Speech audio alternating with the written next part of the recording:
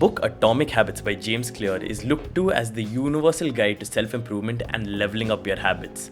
But really, what is so great about this book and why does everyone seem to have read it? Today on Filter Coffee Finance, this is exactly what we're going to find out. Oops. Hey guys, if you're new to the channel, welcome to The Reading Room, a series where I summarize the key takeaways from some of my favorite books across the worlds of finance, self-improvement and business. The reason why this series is different from others is because after we're done talking about each individual book, I will give you simple, actionable steps that you can implement right away in your daily lives. This kind of content requires a lot of effort, so if you haven't already, a sub to the channel would be atomic. Let's get right into it. Chapter number 1. Good coffee takes time to brew. Changes that seem small and unimportant at first will compound into remarkable results if you're willing to stick with them for years. Back when we were in school, we were trained by our teachers to believe that if we wanted to make it big in the world, we needed to make some kind of big gesture to get there. In my case, there was a huge emphasis placed in exams. If you didn't get an A+ in that math exam, then you wouldn't do well in your board exams. And if you didn't do well in your board exams, then you wouldn't get into a good engineering college. And if you didn't get into a good college, your life would be ruined.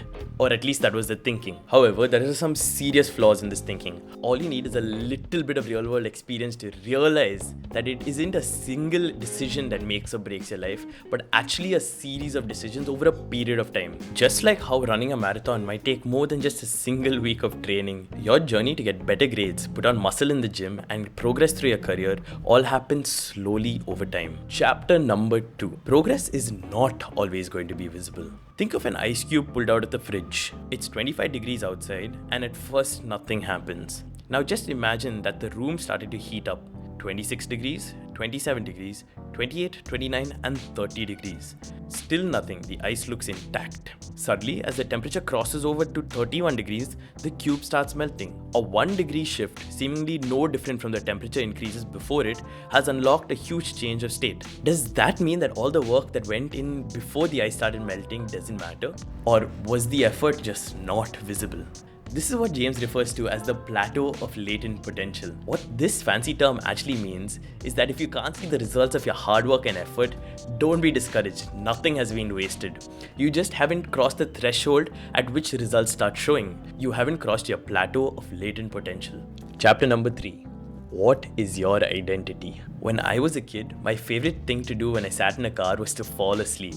Sounds pretty funny, right? But I can guarantee you that I had this special talent of being asleep within 5 minutes of putting my ass in that car. Because this habit of sleeping in the car stuck around, I had a pretty messed up sense of direction and would get disoriented if I was in a new area of town. When you repeat a story to yourself over and over again over the years, you start believing that story. For me, my identity was I'm bad at directions, so when I sit in a car, my most natural response is to go to sleep. The more deeply a thought is tied to your identity, the more difficult it is to change. When I turned 18, however, something changed. I began to love being on the roads, but I always had this nagging discomfort on the inside. This new side of me was clashing with my old identity. I was slowly becoming the guy who loved to drive. This unplanned change in identity had some interesting results. The more road trips I went on, the better my sense of direction became. Okay, so enough theory. What is something that you can take away from this video that you can implement right away in your daily life? Chapter number 4. How do you break a bad habit? So you guys are probably here because you want to be more productive in your work or spend less time on YouTube, right?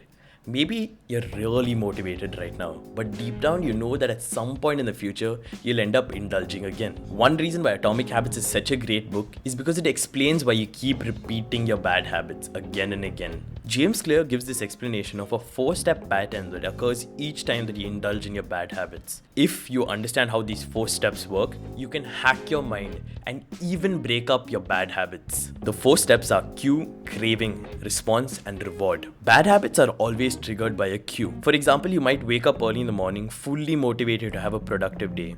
You make your bed, brush your teeth, get a cup of coffee, and suddenly there's an urge to check your phone to see if you have any missed calls while you were sleeping. But when you look at your phone, the first thing that you might see is an Instagram notification. Oh, this girl or guy that you've been talking to just messaged you. Let me check and see what she's up to. It takes only 15 seconds to reply to her message, but now you're in the app and your Instagram feed is right there, and suddenly the queue of watching reels is in your mind. Suddenly, you're sucked into this world, and chances are the queue hit you. Once you have the desire to repeat that bad habit, you move on to responding to the craving, and you start scrolling. Each video that you watch on social media keeps you just interested enough to keep watching. There may be a few reels that are boring, a few reels that are very exciting and funny, but your brain keeps responding to the craving until it reaches the fourth step, which is reward. The reward can be thought of as the feeling that the bad habit gives you. Cue, craving, response, and reward. If you can figure out what the trigger for your bad habit is, you can reduce the chances of you getting caught up in it. So for example, for me, the biggest issue with social media was that it was just too easy to use. So back in 2021, I began to delete Instagram every single time I was done using the app. If I wanted to scroll on Instagram, I had to re-download the app before I could do anything. Introducing just this small amount of friction made me think twice before I used Instagram again.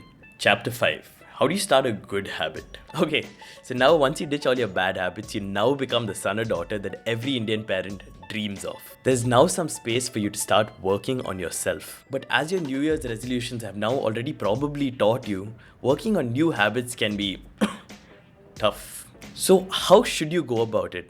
Well, start off by first identifying what the habit is that you're trying to build and write it down. Once you've done that, James Clear suggests a 4-step plan of action that will make you so much more likely to stick with your habit. The 4 steps are as follows. Make it obvious, make it attractive, make it easy, make it satisfying. What is the one thing that you can do to make a habit so much more obvious? Ever since I started this YouTube channel, I've wanted to record myself more often and put myself out there, but I've always been a little camera shy.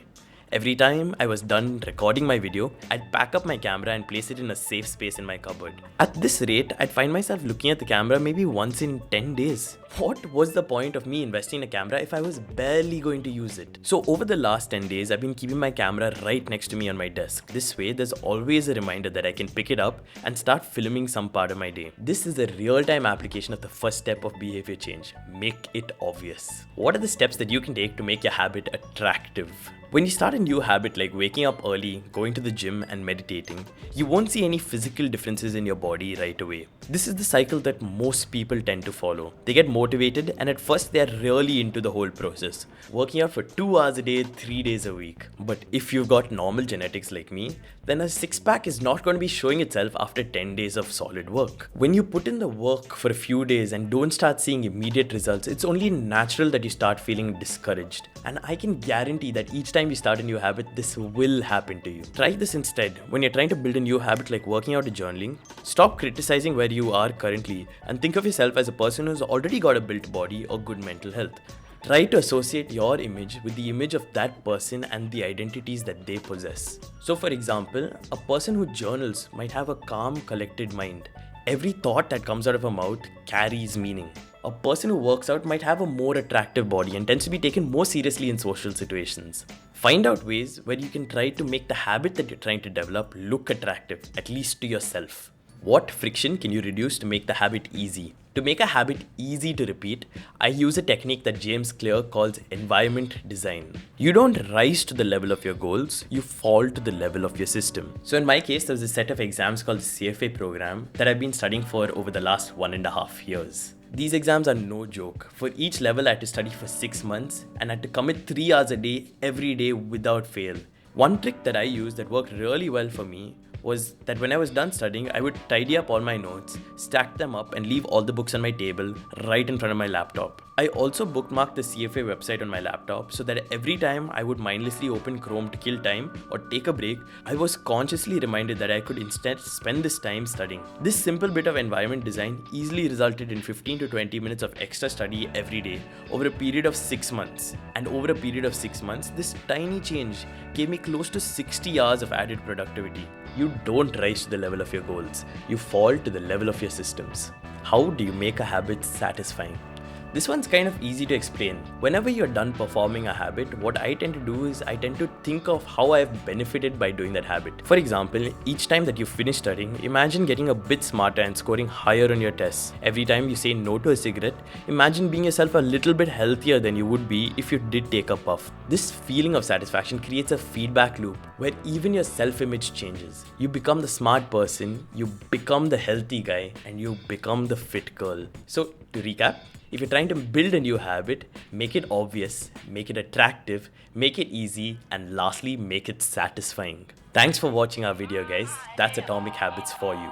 If you enjoyed this video and felt that you learned something, don't forget to support our channel. Until we meet again, this is Filter Coffee Finance signing off.